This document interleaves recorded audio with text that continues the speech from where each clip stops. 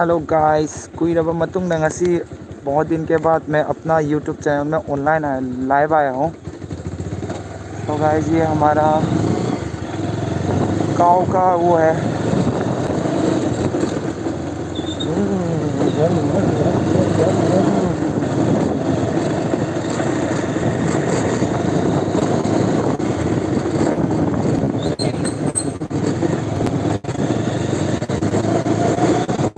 Hello guys, बहुत दिन के बाद मैं अपना यूट्यूब चैनल में लाइव आया हूँ गाइस। ये हमारा गांव का वो है, रास्ता है, देख सकते हो बहुत सुंदर बन चुका है गाइस। अरे मैं ये वीडियो बहुत सारा ब्लॉग बनाने वाली है, लेकिन कुछ प्रॉब्लम की वजह से मैं बना नहीं पाया। तो अभी मैं थोड़ा क्या बोलूँ, टाइम मिलने में मैं वीडियो मतलब लाइव आऊँगा।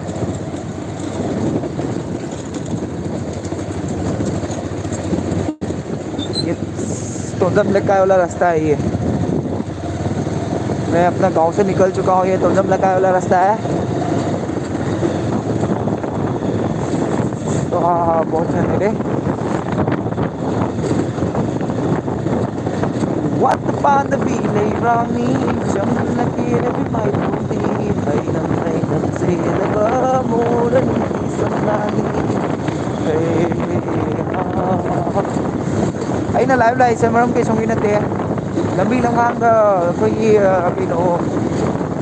problem khara oi ba rang ha problem khara oi rega aduna live chat bane na pharadra angle le aduna mapan ma thodi live chat bana best ne live chat bane si tonjam le kai ki lamen ni guys review lamen par bane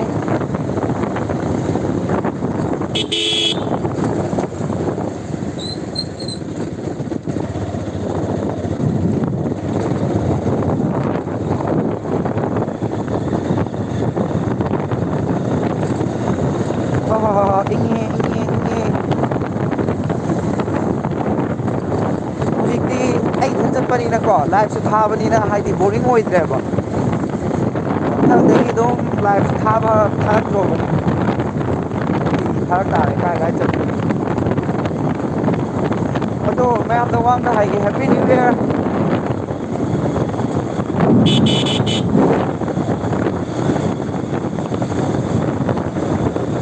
guys ai am thi na rong moi gre na ha na gi video ma'am ai cái nào da YouTube के account दे और हम video 200 mok something को my और बने बा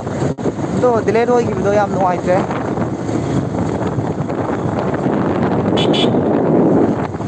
अरे delete हो गई video याम थी ना नो आइते गाइस तो ना जाई वन चक्कर मतम दने कोई इचन पिंग खक ना aina video upload tawna tham loirama to mana angang ina kari na message lure do all the let the chang kare ba we dile do oi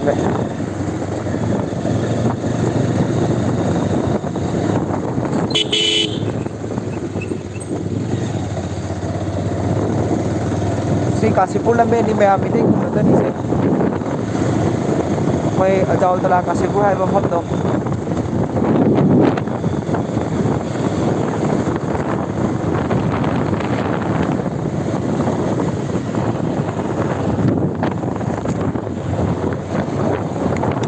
kan thobo ya de gari kai no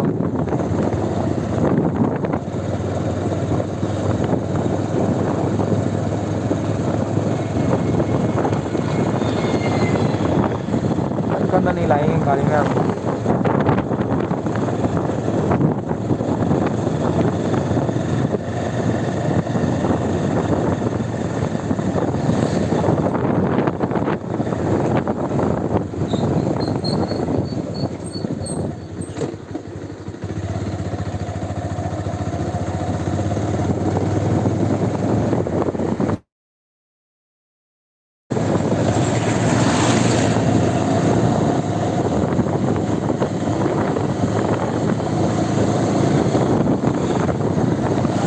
guys motor vlogging um batong ning mani ado khang de na tawi ba thaba kai na feel choice taw ba feel ase yamna hard haidi yamna kaino ni haidi jamna hard work taw da feel ne ba ina choice taw se ko friends ki line da ꯍꯥꯏꯗꯤ ꯈꯨꯠꯊꯥꯔꯨꯕꯁꯦ ꯑꯩ ꯀꯔꯤꯀꯥꯟ ꯊꯥꯔꯨꯏꯅꯣ ꯑꯗꯨꯝ ꯈꯜꯂꯛꯏ ꯊꯥꯔꯨꯔꯕꯅꯤꯅ ꯒꯤꯞ up ꯇꯧꯕꯁꯨ ꯌꯥꯗꯦ ꯑꯗꯨꯅ ꯌꯨꯇꯨꯕꯇꯁꯨ ꯃꯇꯝ ꯄꯤꯕꯗꯣ ꯌꯥꯗꯦꯕ ꯑꯩ ꯍꯥꯟꯅꯩ ꯚꯤꯗꯤꯑꯣ ꯃꯌꯥꯝ ꯀꯛꯈꯤꯕꯗꯣ ꯌꯥꯝ ꯃꯤꯁ ꯇꯧꯏ ꯍꯥꯏꯁꯤꯅꯤ ꯑꯁ ꯃꯦꯃꯣꯔꯤꯅꯦꯕ ꯑꯁ ꯇꯠ ꯅꯨꯡꯉꯥꯏꯇꯦ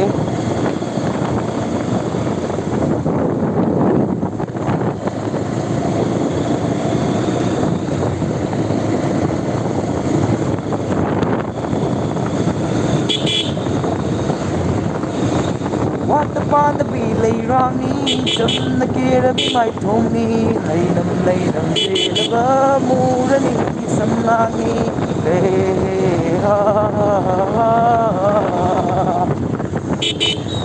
ꯅꯪ ꯈꯛꯇꯅꯤ ꯑꯩꯅ ꯀꯜꯂꯛꯆꯕ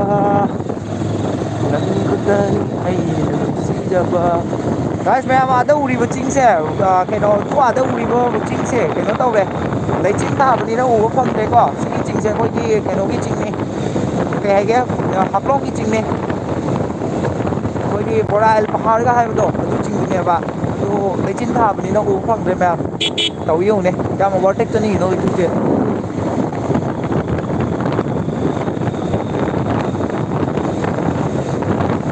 ꯃꯤꯁꯤꯡꯁꯦ ꯃꯨꯟ ꯃꯨꯟꯅ ꯌꯦꯡꯅꯔꯦ ꯎꯕꯁꯤ ꯎꯗꯕꯩ ꯇꯥꯏꯞꯇ ꯃꯣꯕꯥꯏꯜꯁꯨ ꯌꯥꯗ꯭ꯔꯦ ꯑꯥꯏꯐꯣꯟ ꯑꯃ ꯂꯩꯔꯗꯤ ꯌꯥꯒꯗꯕꯅꯦ ꯌꯥꯗ꯭ꯔꯦ ꯑꯥꯏꯐꯣꯟ ꯅꯠꯇꯕꯅꯤꯅ ꯀꯦꯃꯦꯔꯥꯁꯦ ꯁꯦꯡꯗ꯭ꯔꯦ ꯃꯌꯥꯝ ꯊꯥꯏꯅꯒꯤ ꯐꯣꯟꯗꯨꯅꯦ ꯑꯩꯈꯣꯏ ꯀꯁꯥꯔ ꯂꯝꯁꯦ ꯐꯖꯕꯅꯤ ꯌꯦꯡꯉꯣ ꯃꯌꯥꯝ ꯃꯅꯤꯄꯨꯔꯒꯤ ꯏꯃꯥꯟꯅꯕꯁꯥ ꯌꯦꯡꯕꯤꯌꯨ ꯑꯩꯒꯤ ꯂꯥꯏꯐꯁꯦ ꯂꯥꯏꯐꯇ ꯌꯦꯡꯉꯝꯕ ꯇꯥꯔꯗꯤ ꯑꯩꯈꯣꯏ ꯀꯁꯥꯔ ꯂꯝꯕꯦꯟ ꯑꯩ ꯉꯁꯤ ꯎꯠꯂꯛꯀꯦ ꯍꯥꯏꯕꯅꯦꯕ ꯑꯩꯒꯤ ꯏꯃꯥꯟꯅꯕꯁꯤꯡꯗ ꯑꯗꯣ ꯉꯁꯤ ꯇꯥꯏꯝ ꯐꯪꯕꯁꯦ ꯂꯥꯏꯐꯇ ꯈꯔ ꯑꯃꯗꯤ ꯌꯦꯡꯕꯤꯌꯨ ꯍꯧꯖꯤꯛ ꯕꯣꯔ ꯈꯔ ꯍꯥꯏꯕ ꯃꯐꯝꯗꯨ ꯌꯧꯗꯧꯔꯦ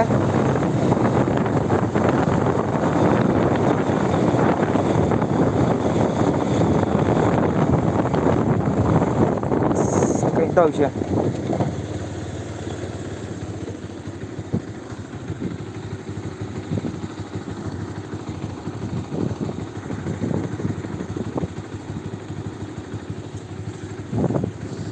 ꯃꯌꯥꯝ ꯀꯔꯤꯝꯒꯤ ꯅꯠꯇꯦꯗ ꯏꯁꯄꯦꯛ ꯑꯝꯇ ꯎꯞꯁꯟꯈꯤꯒꯦ ꯃꯃꯤꯠꯇ ꯇꯤꯟ ꯑꯃ ꯊꯥꯈ꯭ꯔꯦ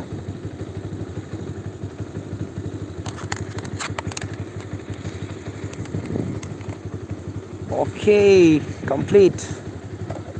ꯂꯦꯠꯁ ꯒꯣ ꯑꯩꯅ ꯊꯥꯖꯕ ꯊꯕꯛꯁꯦ ꯁꯣꯏꯔꯨ ꯍꯥꯏꯔꯦ ꯁꯨꯡꯌꯥ ꯍꯦꯛ ꯌꯥꯈꯤꯗ꯭ꯔꯦ ꯑꯃ ꯅꯠꯇ꯭ꯔ ꯑꯃ ꯇꯧꯔ ꯑꯗꯨꯝ ꯂꯩꯍꯧꯕꯅꯤ ꯏ ꯀꯥꯏꯌꯦ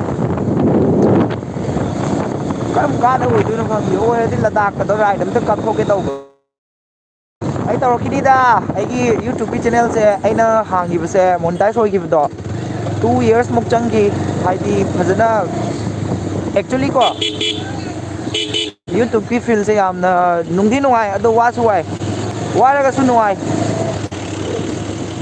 ꯍꯩꯅꯕ ꯌꯥꯝ ꯃꯊꯧ ꯇꯥꯏ ꯍꯩꯅꯗ꯭ꯔꯗꯤ ꯌꯥꯗꯦꯕ ꯑꯗꯣ ꯑꯩꯅ ꯇꯧꯔꯤꯕ ꯍꯥꯟꯅꯒꯤ ꯚꯤꯗꯤꯑꯣ ꯃꯌꯥꯝ ꯁꯦꯝꯈꯤꯕ ꯃꯌꯥꯝꯗꯨꯗꯤ ꯒꯥꯏꯁ ꯑꯩ ꯄ꯭ꯔꯦꯛꯇꯤꯁ ꯇꯧꯈꯤꯕꯅꯤ ꯑꯗꯣ ꯄ꯭ꯔꯦꯛꯇꯤꯁ ꯇꯧꯔꯁꯨ ꯑꯩ ꯃꯣꯅꯤꯇꯥꯏꯁꯇꯤ ꯑꯣꯏꯈ꯭ꯔꯦ ꯑꯩ ꯆꯦꯅꯦꯜ ꯍꯧꯖꯤꯛ ꯍꯧꯖꯤꯛ ꯃꯣꯅꯤꯇꯥꯏꯁ ꯑꯣꯏꯅ ꯂꯩꯌꯦꯕꯀꯣ ꯑꯗꯣ ꯑꯩꯅ ꯕ꯭ꯂꯣꯛ ꯅꯝꯗꯕꯩ ꯋꯥꯅꯤ ꯕ꯭ꯂꯣꯛ ꯅꯝꯕ ꯍꯥꯏꯁꯦ ꯌꯥꯝꯅ ꯍꯥꯏꯗꯤ ꯀꯩ ꯍꯥꯏꯅꯤ ꯄꯦꯁꯟꯒꯨꯝꯕ ꯌꯥꯝ ꯆꯪꯉꯤ ꯈꯥꯡꯕ ꯌꯥꯝ ꯇꯥꯏ ꯏꯀꯥꯏꯕꯒ ꯌꯥꯝ ꯏꯀꯥꯏꯅꯒ ꯍꯥꯟꯅ ꯅꯝꯈꯤ ꯃꯌꯥꯝꯗꯣ ꯂꯝꯕꯦꯟ ꯁ꯭ꯋꯥꯏꯁꯦ ꯈꯔ ꯐꯠꯇ꯭ꯔꯦ ꯑꯗꯨꯕꯨ ꯇꯧꯔꯛꯈꯤꯅꯤꯗ ꯗꯤꯄ꯭ꯔꯦꯁꯟ ꯑꯦꯟꯖꯥꯏꯇꯤꯗꯒꯤ ꯊꯣꯛꯂꯛꯑꯕꯅꯤꯅ ꯍꯧꯖꯤꯛ ꯌꯥꯔꯦ ꯗꯤꯄ꯭ꯔꯦꯁꯟ ꯀꯥꯏꯁꯦ ꯕꯦꯔꯥꯅꯤ ꯀꯅꯥꯝꯇ ꯗꯤꯄ꯭ꯔꯦꯁꯟ ꯌꯥꯎꯗꯅ ꯂꯥꯟꯗꯅ ꯂꯥꯛꯇꯕ ꯑꯝꯇ ꯑꯣꯏꯔꯝꯃꯣꯏꯀꯣ ꯚꯥꯏꯁ ꯑꯩꯅ ꯉꯁꯤ ꯆꯠꯂꯤ ꯃꯐꯝꯁꯦ ꯁꯔꯄ꯭ꯔꯥꯏꯖ ꯄꯤꯒꯦꯕ ꯍꯥꯏꯔꯣꯏꯕꯀꯣ ꯂꯥꯏꯞꯇ ꯍꯥꯏꯅꯤꯡꯗꯦꯕ ꯑꯗꯣ ꯑꯩ ꯌꯧꯔꯒ ꯁꯔꯄ꯭ꯔꯥꯏꯖ ꯎꯠꯂꯛꯀꯦꯕ ꯑꯩ ꯀꯥꯏ ꯆꯠꯂꯤꯅꯣ ꯍꯥꯏꯗꯣ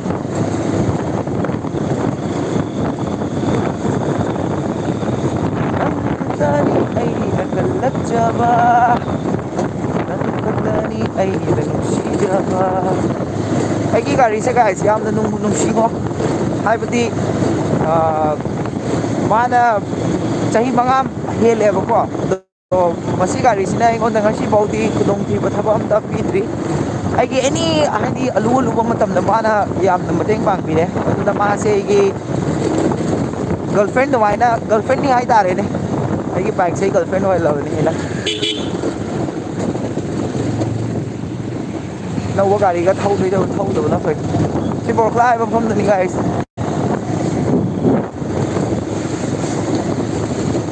सोमना चुमना चली लमेन से कमार बोल चतोय ने सिना हाईवे धुलू धुलू धुलू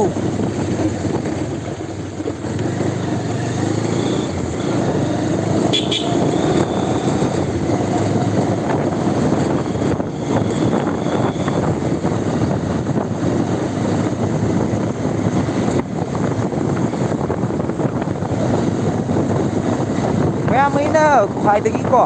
अगर तौनीब थबसे कई हाईरगदीने मैम हाईजेबा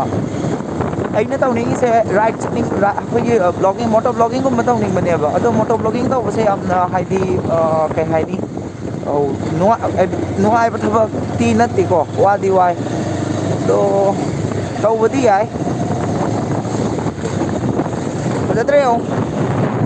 मैम सिगी मफमनि कनो कौबदो कई कौगे जातिंगागी तुरेल हाइदो सिगी तुरेल जे इसिंग जे चावरगने को सोनदा चम साथी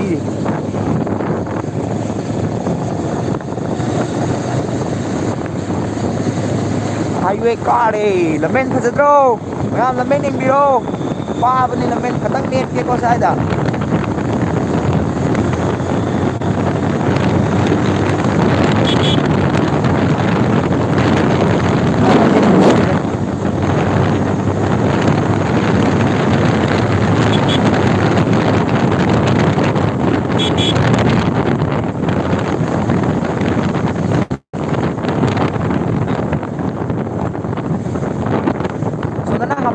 मैम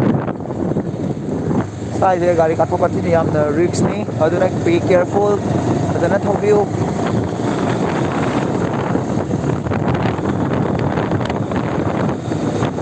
मैम वान शेयर तौजगेको तुआद उरीब कनोसे टाइपसे उरमनी मैम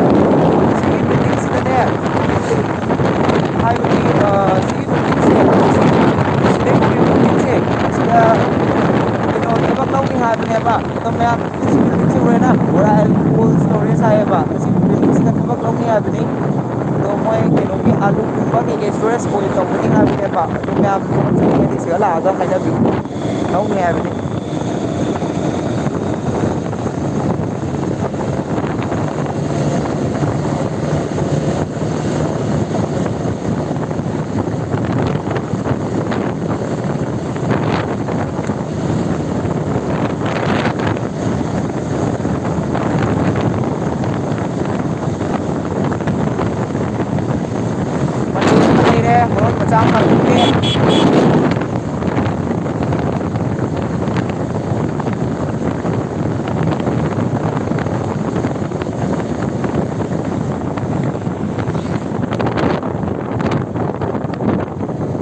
पेट्रोल हांदबदी आदे पेट्रोल खरा हांदोगे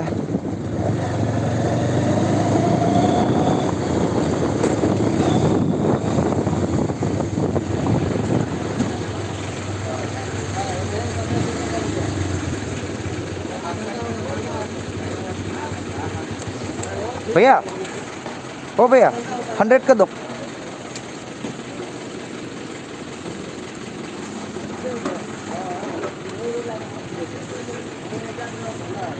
पेट्रोल हांगी है मैम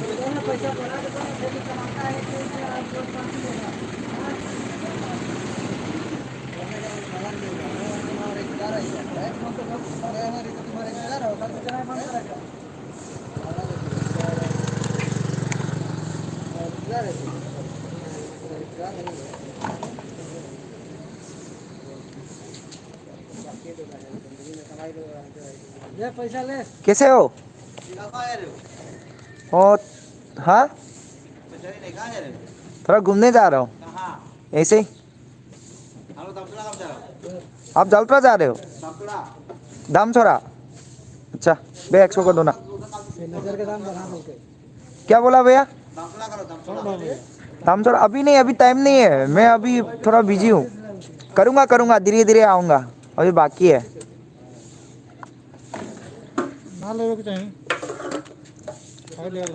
हाँ भैया ऑटो डाला ना ठीक है थैंक यू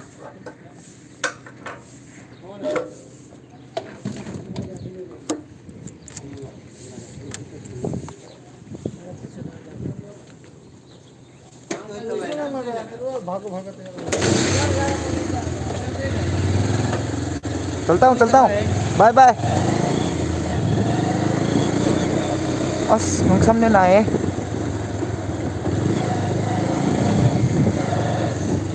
खलुबना अमा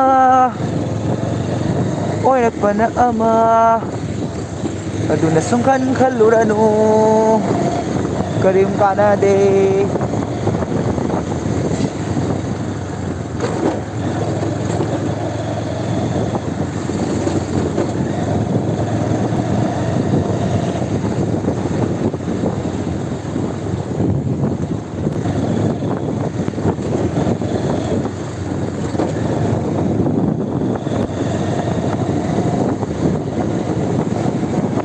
ไม่จุกที่มวยชิบัมนี่มวยมิสพาตนะก็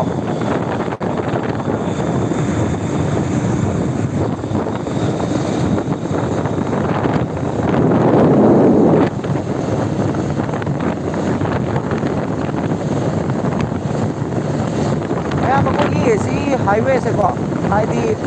पूरा कंप्लीटली बदी फारे तो साइड जो वो गाड़ी क्या करना थोड़ा याद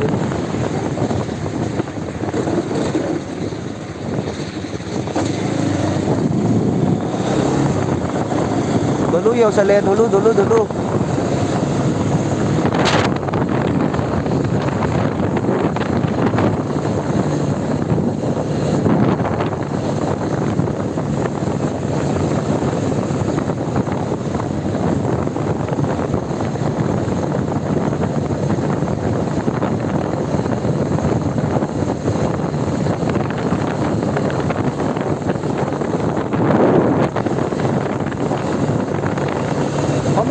ngoài tía ai cân nó thầu cái tàu bên này tôi cân nó thô rồi cân nó thầu với xe mà biết tay ngoài kìa hay đi mà biết cái tà tai mà ở đó ngoài kìa tôi chẳng có gì chứ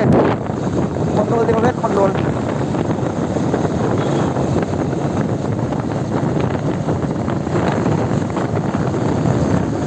neat lagi nak sana tu.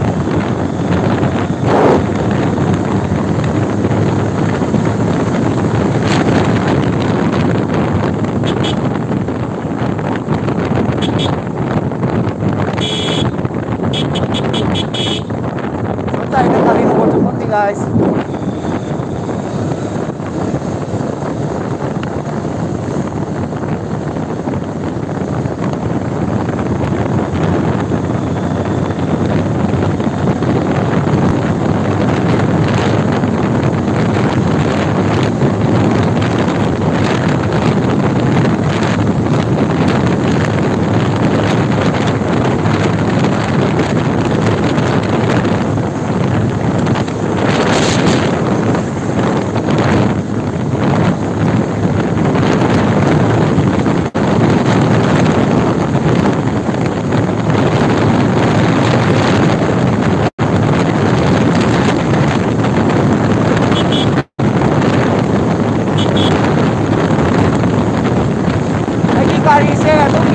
bani red ko ka ba ko ti ho mar bar chikke do kan chikke do bani si do chikke kara kan ta sat kita kana la kana de no ai te